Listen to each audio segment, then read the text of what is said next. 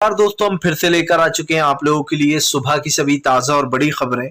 फटाफट अंदाज में एक एक कर बताएंगे आपको आज देश और दुनिया से क्या बड़ी खबरें निकलकर सामने आ रही हैं। लेकिन उससे पहले दोस्तों एक नजर डालेंगे सुर्खियों पर। प्रधानमंत्री नरेंद्र मोदी के ऊपर गरजे नीतीश कुमार, बोले 2024 में मोदी सरकार को हराना मुमकिन, एकजुट हो जाए विपक्ष। वहीं पर अगली बड़ी खबर में हम आपको बताएंगे असदुद्दीन ओवैसी का भाजपा के ऊपर बड़ा हमला, बोले नफरत की राजनीति करती है बीजेपी, इसीलिए वोटर देते हैं वोट। इसके बारे में भी आपको बताएंगे। वहीं पर अगली बड़ी खबर में हम आपको बताएंगे दोस्तों, राहुल गांधी की भारत जोड़ो यात्रा में दिखाई दी प्रियंका गांधी वाड्रा और उनकी बेटी, बताएंगे वीडियो हुआ सोशल मीडिया पर वायरल। वहीं पर अगली बड़ी खबर में हम आपको बताएंगे महाराष्ट्र के, जी हाँ आपको बता दें, राज्यपाल का बड़ा बयान, बोले मुझे जो है यहाँ पर सत्ता मुक्त किया जाए, पद मुक्त। जिसके बाद संजय रावत ने बीजेपी के ऊपर हमला बोल दिया।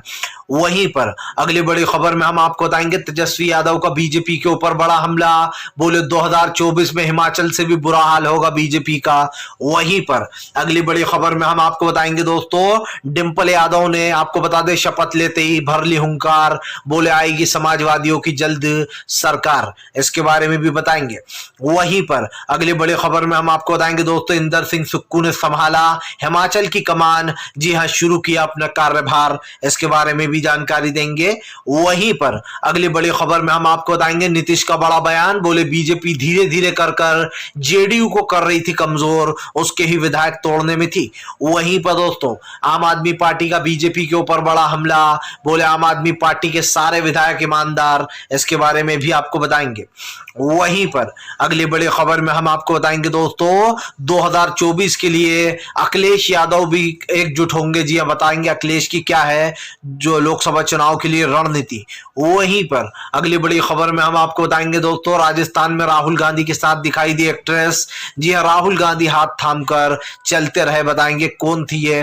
तो सारी खबरें फटाफट अंदाज में देंगे, एक एक कर देंगे। फिलहाल खैर चलिए बढ़ते हैं सबसे पहली और सबसे बड़ी खबर की ओर। दरअसल दोस्तों आपको बता दें असदुद्दीन ओवैसी का मोदी सरकार पर बड़ा हमला, बोले फिलहाल नफरत की राजनीति करती है बीजेपी, जो लोग नफरत को चाहते हैं वो लोग देते हैं भाजपा को वोट।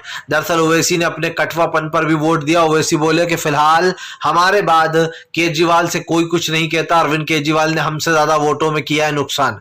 दरअसल आपको बता दें असदुद्दीन ओवैसी ने जवाब देते हुए कहा कि फिलहाल हमें वोट कटवा बुलाया जा रहा है, लेकिन आम आदमी पार्टी क्या वहां पर बताशे बांटने गई थी? ओवैसी ने कहा कि फिलहाल आम आदमी पार्टी भी तो लड़ने गई थी, लेकिन सिर्फ मेरे ऊपर ही उंगली उठाई जाती है, मुझे ही वोट कटवा बोला जाता है। ओवैसी ने कहा कि फिलहाल आम आदमी पार्टी केजरीवाल से कोई कुछ नहीं कहेगा, जिसने इतनी सारी सीटों पर आप समझिए दोस्तों बर्बाद कर दिया। लेकिन बात सिर्फ इतनी सी नहीं है। ओवैसी ने कहा कि अगर मोदी सरकार के नाम पर चुनाव लड़ोगे मोदी वर्सेस विपक्ष, तो कभी जीत नहीं पाएंगे। ओवैसी ने कहा कि जानबूझकर लोग मोदी वर्सेस विपक्ष करते हैं, जबकि कोई पार्टी का नाम होना चाहिए जैसे कि दोस्तों बीजेपी वर्सेस कांग्रेस ही होगा ऐसा, लेकिन जानबूझकर मोदी वर्सेस विपक्ष किया जाता है ताकि जो मोदी सरकार को चाहने वाले हैं वो लोग सिर्फ मोदी सरकार को लोकसभा में वोट दें। लेकिन आपको बता दें दोस्तों लोकसभा की रणनीति ही अलग है। लोकसभा की रणनीति इस बार विपक्ष ने तो छोड़ ही दीजिए, कांग्रेस ने अपनी रणनीति बना ली है, उसको कैसे आगे बढ़ना है। मैं ये नहीं जानता दोस्तों विपक्ष की कैसी भूमिका रहेगी 2024 में, लेकिन ओवैसी ने एक बात बिल्कुल सही की कि दोस्तों आम आदमी पार्टी ने भी वही किया जो असदुद्दीन ओवैसी करते हैं। मैं ओवैसी को दोस्तों ना सही कह सकता हूं ना गलत कह सकता हूं, हाँ गलत तो खैर फिर भी एक कह सकता हूं, क्योंकि ओवैसी जिस तरीके से दोस्तों जाते हैं चुनाव लड़ने और जहां पर वो वोट आप समझिए एक एक 2-2 हजार वोट जो हार जाते हैं कांग्रेस की प्रत्याशी, वो ओवैसी की वजह से ही, क्योंकि असदुद्दीन ओवैसी वहां वहां अपने प्रत्याशियों को उतारती है जहां जहां कांग्रेस अपने दिग्गज प्रत्याशियों को उतारती है। सबसे बड़ी बात यह है दोस्तों कि फिलहाल ये तो सिर्फ राज्यसभा चुनाव था और उसमें ही दोस्तों कांग्रेस ने बड़ी जीत हासिल की हिमाचल में। अगर आगे भी ऐसा ही चलता रहा, अगर ओवैसी वगैरह फैक्टर खत्म हो जाए तो कांग्रेस ज्यादा और अच्छे तरीके से उभर कर सामने आएगी। चलिए बढ़ते हैं एक और अगली बिग ब्रेकिंग की तरफ। बता दोस्तों अगली जो बड़ी खबर निकल कर आ रही, नीतीश कुमार का मोदी सरकार के ऊपर बड़ा हमला, बोले विपक्ष हो जाए एकजुट, मोदी सरकार को हराना बिल्कुल संभव है 2024 में। आपको बता दें दोस्तों जो लोग कहते थे कि मोदी सरकार को 2024 में हराना असंभव है, मोदी जी को तो कोई हरा ही नहीं पाता है, हिमाचल की हार देखने के बाद दोस्तों लोगों में एक अलग ही तरीके का जोश आ गया है। सबसे बड़ी बात यह दोस्तों कि जो लोग कहते थे कि लोग कांग्रेस को भूल गए हैं, उस कांग्रेस ने उस राज्य में बीजेपी को हरा दिया जहां पर ऑलरेडी उसकी सरकार थी। और सबसे बड़ी बात यह दोस्तों कि वहां पर 58% हिंदू भाई हैं, यानी कि वहां पर सबसे ज्यादा हिंदू फैक्टर है। लेकिन उसके बावजूद भी बीजेपी का हिंदू फैक्टर चला ही नहीं। और आप समझिए, लोगों ने, हिमाचल की जनता ने मोदी सरकार को सत्ता से बाहर कर दिया। प्रधानमंत्री के चेहरे पर चुनाव न चलना, दिल्ली में प्रधानमंत्री नरेंद्र मोदी की एमसीडी में करारी हार होना, यह इस बात का सबूत है कि 2024 में दोस्तों वाकई में मोदी सरकार को बहुत आसानी से हराया जा सकता है। सिर्फ दोस्तों जिस तरीके से अब की बार पोलिंग बूथों पर नजर रखी गई, बूथ को मजबूत किया गया, ये सारी चीजों का 2024 में ध्यान रखना होगा। नीतीश ने कहा कि अब कोई तीसरा फ्रंट नहीं है, अब तो फर्स्ट फ्रंट की बात हो रही है। आपको बता दें, नीतीश कुमार ने इस पर फिर से बयान दिया। दरअसल कल भी नीतीश कुमार ने बयान दिया था, लेकिन उन्होंने आज फिर से एक बार इस पर बयान देते हुए कहा कि फिलहाल जो हमने कहा है वो बिल्कुल सही है कि तीसरा फ्रंट पहले बना था लोगों का, ये कोई थर्ड फ्रंट नहीं है, यही फर्स्ट फ्रंट है और यही मोदी सरकार को हराएगा। नीतीश ने कहा कि सब लोग एकजुट हो जाओ, और एकजुटता की बात भी कही। आपको बता दें दोस्तों, अगर वाकई में सब लोग एकजुट हो जाए तो बहुत ज्यादा मार्जिन से जीत सकता है विपक्ष। लेकिन जैसे कि मैं इस पर भरोसा नहीं करता दोस्तों, सिंपल सी बात है एकजुटता पर, क्योंकि कुछ लोग कहीं जाते हैं, कुछ लोग कहीं जाते हैं। लेकिन हाँ, कांग्रेस पर पूरा भरोसा है कि अगर कांग्रेस अपनी रणनीतियों के साथ चली और उसने दोस्तों अपनी बूथ कैप्चरिंग को सबसे ज्यादा मजबूत रखा, तो आराम से कांग्रेस जीत सकती है 2024 का चुनाव। क्योंकि जिस तरीके से उसने हिमाचल से बीजेपी को उखाड़ फेंका, और उसके बाद दोस्तों ये कहना गलत नहीं होगा कि हिंदुत्व की राजनीति को भी टक्कर दी जा सकती है बड़ी ही आराम से। लेकिन उसके लिए दोस्तों वही तोड़ है जो सुखविंदर सिंह सुक्खू ने निकाला। सुखविंदर सिंह सुक्खू ने कहीं ना कहीं ये कहा था कि वो हिंदुत्व की राजनीति का अंत कर देंगे यहां पर हिमाचल में। फिलहाल चलिए बढ़ते हैं एक और अगली बिग ब्रेकिंग की तरफ। बता दोस्तों, अगली जो बड़ी खबर निकल कर आ रही, महाराष्ट्र के राज्यपाल कोश्यारी के बयान पर भड़के संजय रावत बोले बहुत पहले दे देना चाहिए था, अपना इस्तीफा, राजनीति कर रहे हैं। दरअसल दोस्तों आपको बता दें, महाराष्ट्र के राज्यपाल भगत सिंह कोश्यारी ने एक बयान दिया था। उन्होंने, आपको बताते चले, नितिन गडकरी की तुलना जो है वो एक तरीके से ये कह सकते हैं कि एक ऐसे वीर पुरुष से कर दी दोस्तों, जिसके बाद कहीं ना कहीं भारतीय जनता पार्टी निशाने पर होगा आ गई। और ये आप भी जानते हैं दोस्तों कि फिलहाल भारतीय जनता पार्टी जब से ही घिरी हुई थी, जब से भगत सिंह कोश्यारी ने विवादित बयान दिया था। आपको बताते चले, छत्रपति शिवाजी महाराज जो थे दोस्तों, उनसे तुलना कर दी थी नितिन गडकरी की, जिसके बाद ये मामला गड़बड़ा गया था। आपको बता दें, जो है छत्रपति शिवाजी की जब से तुलना की गई थी, उसके बाद ये मामला गड़बड़ा गया था और शिवसेना ने ये मांग की थी कि तत्काल में भगत सिंह कोश्यारी को हटा दिया जाए। लेकिन आपको बता दें दोस्तों, जो है अब इसको लेकर राजनीति हो गई, क्योंकि खुद भगत सिंह कोश्यारी ने अमित शाह को एक लेटर लिखा, जिसमें उन्होंने कहा कि फिलहाल मुझे पदमुक्त कर दिया जाए, मुझे इस राजनीति का हिस्सा नहीं बनना, मैं कभी भी वीर पुरुषों का अपमान सपने में भी नहीं कर सकता।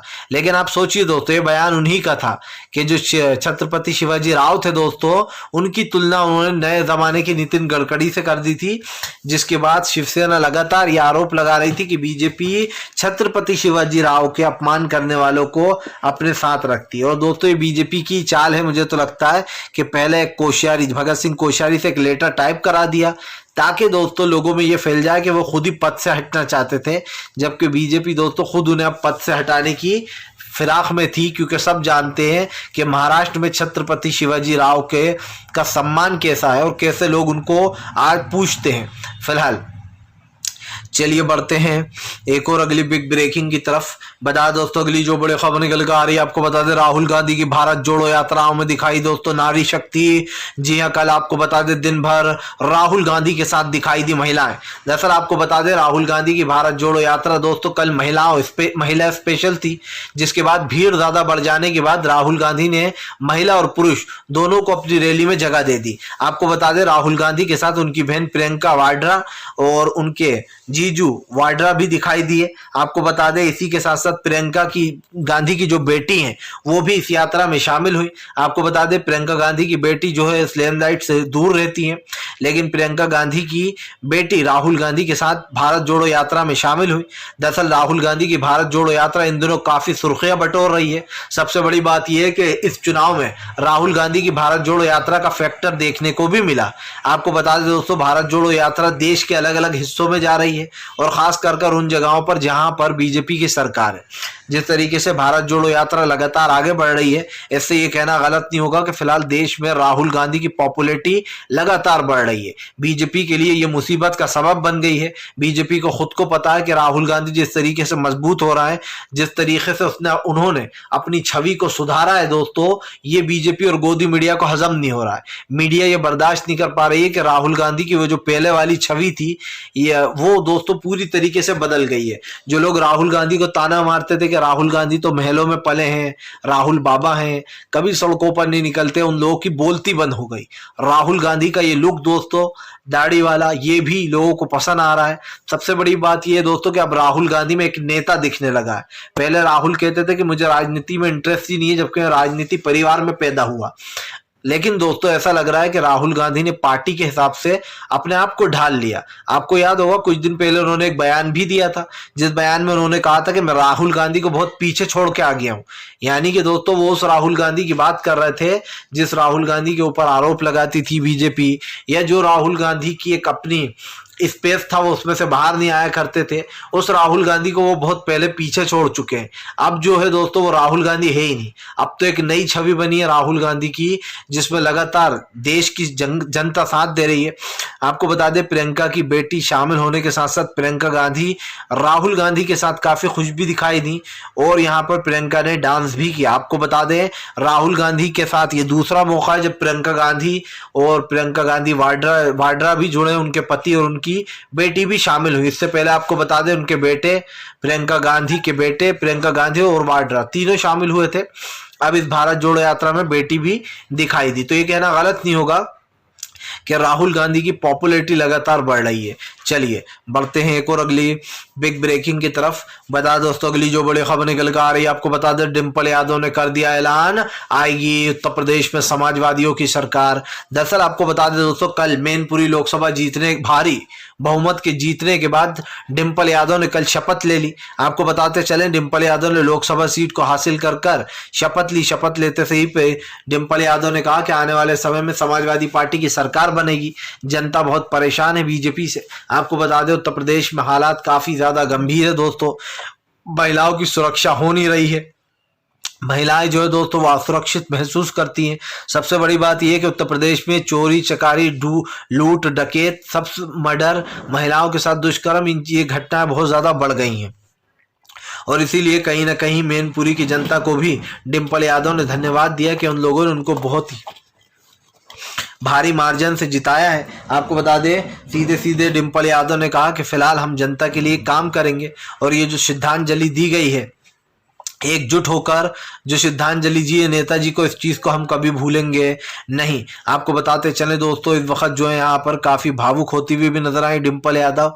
तो ये कहना गलत नहीं होगा दोस्तों कि अखिलेश यादव भी 2024 के लिए तैयारी कर रहा है, हुंकार भर रहा है, क्योंकि डिम्पल यादव ने तो ले ही ली अब शपथ। ऐसे में ये कहना गलत नहीं होगा कि बीजेपी का एक एक कर सारा किला ढहने वाला है। अगर आप जोर डालेंगे दिमाग पे तो आपको याद आएगा कि आधे से ज्यादा सरकार तो गिरा गिरा कर बनाई गई है, जनता ने तो चुना ही नहीं है। जब चुनाव होंगे तो क्या हाल होगा इनका ये सोचिए। लोकसभा के कर्नाटक इन्होंने सरकार गिराकर अपनी सरकार बना ली, पौंडुचेरी में एमएलए खरीद कर वहां पर भी खुद की सरकार बना ली, मध्य प्रदेश वहां पर भी कांग्रेस की सरकार गिराकर अपनी सरकार बना ली, महाराष्ट्र दोस्तों हाल ही में अभी सरकार गिराकर खुद की सरकार बना ली, गोवा वहां पर भी बीजेपी ने अपने समर्थन में लोगों को ले लिया, खुद की सरकार बना ली।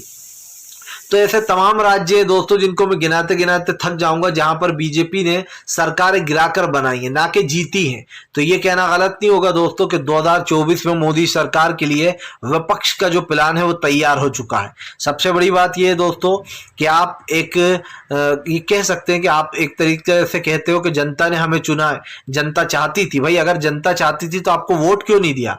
क्यों आपको सरकार गिराने की जरूरत पड़ती है, एमएलए खरीदने की जरूरत पड़ती है? सच्चाई तो ये है कि जनता आपको पसंद ही नहीं करती है। जनता आपको पसंद नहीं करती है। आपको सिर्फ वही लोग वोट देते हैं जो हिंदू और मुस्लिम पर विश्वास करते हैं, जिन लोगों को ये लगता है कि सच में हिंदू मुस्लिम होता है। और जो लोग दोस्तों देश के लोकतंत्र के साथ हैं, जो भाईचारे को बढ़ावा देते हैं, वो कभी भी मोदी सरकार को वोट नहीं देते हैं, क्योंकि उन्हें अच्छे से पता है कि बीजेपी के आने के बाद भाईचारा कमजोर हुआ है, लोगों को आपस में एक दूसरे से ही लड़वाया जाता है। और ये आप भी समझते हैं दोस्तों कि जब तक भाईचारा जिंदा है तब तक ही देश आराम से चल रहा है, लेकिन शायद ये बात सरकार भूल चुकी है। चलिए बढ़ते हैं एक और अगली बिग ब्रेकिंग की तरफ। बता दोस्तों अगली जो बड़ी खबर निकल कर आ रही, तेजस्वी यादव का बीजेपी के ऊपर बड़ा हमला। बोले हिमाचल से भी ज्यादा बुरी हालत होगी 2024 में भाजपा की, सत्ता से जाने वाली है बीजेपी, तेजस्वी यादव ने कर दिया ऐलान। दरअसल आपको बता दें तेजस्वी यादव लोकसभा एक सीट हारने के बाद, आपको बता दें कुंडली सीट हारने के बाद तेजस्वी यादव ने कहा कि ये लोकल चुनाव थे और लोकल सीट हारने पर लोकल मुद्दे थे। आपको बता दें तेजस्वी यादव ने कहा कि अभी हाल ही में इससे पहले जब चुनाव हुए थे हमने बड़ी जीत दर्ज की और हम सबसे लार्जेस्ट पार्टी है बिहार की, क्योंकि जब हम चुनाव लड़ते हैं तो अकेले ही बड़ी पार्टी बनकर उभरते हैं। आपको बता दें तेजस्वी यादव ने कहा कि बीजेपी की जिस तरीके से हिमाचल में हार हुई है, एक ऐसे राज्य में जहां पर बीजेपी की ही सरकार थी, उसको इससे सबक लेना होगा। तेजस्वी यादव ने कहा कि बीजेपी का हाल 2024 में हिमाचल से भी बुरा होने वाला है, देश की जनता बीजेपी को बिल्कुल भी वोट नहीं देगी। तेजस्वी यादव ने कहा कि देश में महंगाई, गरीबी, बेरोजगारी जैसे मुद्दों को बीजेपी नजरअंदाज करती है और यही कारण है जो देश की राजनीति में अब बीजेपी के लिए कोई जगह नहीं बची है। आपको बता दें दोस्तों तेजस्वी यादव इससे पहले भी बीजेपी के ऊपर निशाना साध चुके हैं और उन्होंने साफ कहा था कि फिलहाल बीजेपी की राजनीति उनकी समझ से बाहर है। लेकिन दोस्तों अब एक चीज तो तय हो गई है कि भारतीय जनता पार्टी को समझ में नहीं आ रहा है कि वो क्या करे। बीजेपी की राजनीति दोस्तों बीजेपी के ऊपर ही भारी पड़ रही है। आप समझिए हिमाचल प्रदेश हारने के बाद मोदी सरकार को चैन बिल्कुल नहीं है। तेजस्वी यादव की बात बीजेपी को चुभेगी जरूर, क्योंकि मोदी जी ने कभी सोचा भी नहीं होगा कि हिंदू, आप समझिए हिंदू भाइयों वाली आबादी 58% वाली राज्य वो इस तरीके से हारेगी। और सबसे बड़ी बात ये दोस्तों कि जेपी नड्डा, अनुराग ठाकुर, इन सब के बुरे हाल हुए पड़े हिमाचल में। इनकी अपने गढ़ों में बीजेपी का बुरा हाल, 5 की 5 सीटें हार गई। तो ये कहना तो गलत नहीं होगा कि बीजेपी के अंत की शुरुआत हो चुकी है। मैंने एक दिन आपसे कहा था कि बीजेपी को हराने सबसे पहले कांग्रेस ही आगे आएगी और कांग्रेस ही है जो सबसे पहला राज्य जीतना शुरू करेगी। कांग्रेस ने शुरुआत कर दी है दोस्तों, अब आगे आगे देखिए क्या होता है। कांग्रेस अब अपने आप को मजबूत करने में लग गई है। और दोस्तों आप समझिए जब कोई अपने आप को सुधारने में लग जाता है तो दोस्तों उसका जो ये कह सकते हैं जो उसका फायदा है वो जरूर मिलता है, और ये फायदा कांग्रेस को मिलेगा। कांग्रेस समझ चुकी है कि कहाँ क्या मिस्टेक हो रही है। हालांकि गुजरात में कांग्रेस ने बुरा किया है, जैसे कि मैंने कहा कि साइलेंट प्रचार किसी काम नहीं आया दोस्तों। और राहुल गांधी ने पिछली बार 77 सीटें जीती थी, इस बार गुजरात में वो कमजोर पड़ गए। फिलहाल चलिए बढ़ते हैं एक और अगली बिग ब्रेकिंग की तरफ। बता दोस्तों अगली जो बड़ी खबर निकल कर आ रही है, आपको बता दोस्तों भूपेश बघेल लौटे वापस छत्तीसगढ़। बोले छत्तीसगढ़ के लोगों का हिमाचल जिताने में बड़ा योगदान रहा। दरअसल आपको बता दोस्तों भूपेश बघेल ने छत्तीसगढ़ के लोगों का धन्यवाद किया। उनका कहना है कि फिलहाल कांग्रेस को जितवाने में छत्तीसगढ़ के लोगों का भी बड़ा हाथ है, उन लोगों ने भी एकजुटता दिखाई। वहीं दूसरी तरफ आपको बता दें हुंकार भरते हुए कहा छत्तीसगढ़ के भूपेश बघेल ने कि अब बीजेपी को धीरे धीरे कर हर राज्य से बाहर करेंगे। भूपेश बघेल ने कहा कि ये तो सिर्फ पहली जीत है, अब जो है कांग्रेस अपने आप को मजबूत करेगी और जिन राज्यों में कांग्रेस की सरकार नहीं है वहां पर मजबूती से चुनाव लड़ेंगे। आपको बता दोस्तों अब कांग्रेस को जीत मिलने के बाद अगला निशाना मध्य प्रदेश है। बताया जा रहा है राहुल गांधी ने मध्य प्रदेश के लिए अलग रणनीति बना ली है। दरअसल दोस्तों भारत जोड़ो यात्रा मध्य प्रदेश से भी होकर गुजरी। ऐसे में यह कहना गलत नहीं होगा कि भारत जोड़ो यात्रा का असर लोगों पर दिखाई दे रहा है। जिस तरीके से भारत जोड़ो यात्रा लोगों के दिलों में बस रही है, खास कर दोस्तों इस यात्रा का सिर्फ एक ही मकसद है कि किसी भी तरीके से भाजपा को सत्ता से बेदखल कर दिया जाए। और यकीन मानिए दोस्तों इसमें बहुत बड़ा योगदान उन तमाम लोगों का है जिन लोगों ने हिमाचल में प्रचार किया, मजबूती से उतरे। वहीं पर अगर हम बात करें सुखविंदर की, उन्होंने भी राहुल गांधी की भारत जोड़ो यात्रा की तारीफ की है। सुखविंदर ने कहा कि फिलहाल राहुल गांधी एक सच्चे नेता है और वो देश को एकजुट करने की बात कर रहा है। आपको बता दें जैसे कि मैंने कहा कि हिमाचल का कार्यकाल अब सुखविंदर सिंह सुक्खू ने संभाल लिया है, तो ये कहना गलत नहीं होगा कि फिलहाल हर राज्य में अब बीजेपी को शिकस्त मिल सकती है अगर चुनाव इसी तरीके से मजबूती से और दोस्तों चुनावी मुद्दों पर लड़ा जाए। वीडियो अच्छा लगे तो लाइक करें, चैनल पर पहली बार आए सब्सक्राइब करें ताकि आगे भी आपको ऐसी वीडियो